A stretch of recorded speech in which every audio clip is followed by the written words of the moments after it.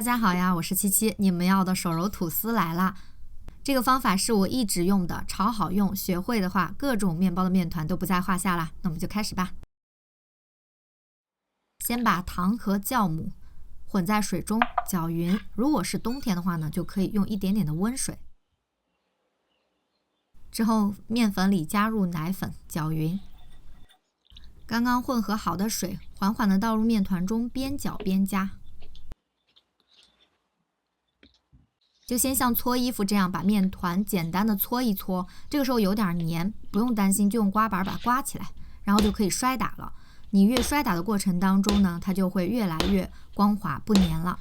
先这样打面折叠，大概打个5-6分钟左右之后，就可以来加黄油了。这是超解压的，对吧？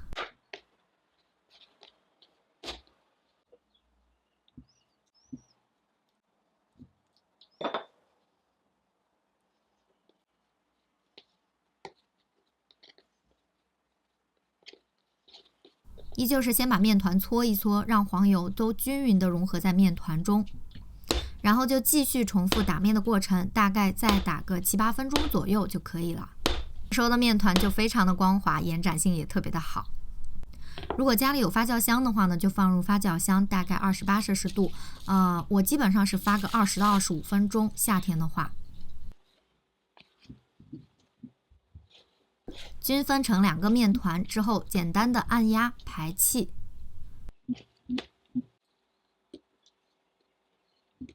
折叠之后就把它擀开，然后也是上面1/3往中间折起，下面的1/3也往中间折起。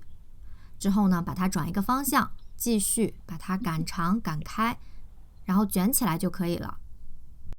今天的面团呢做的是小吐司，所以不用完全的发满。2次发酵基本上就是35摄氏度左右，然后让它发个1个小时，放入烤箱190摄氏度烤30到33分钟，一点都不会缩腰，而且呢也是拉丝的，非常的好，吃起来也非常的柔软弹嫩。那也希望你们会喜欢，也欢迎大家交作业哦。那我们就下期见吧，拜拜。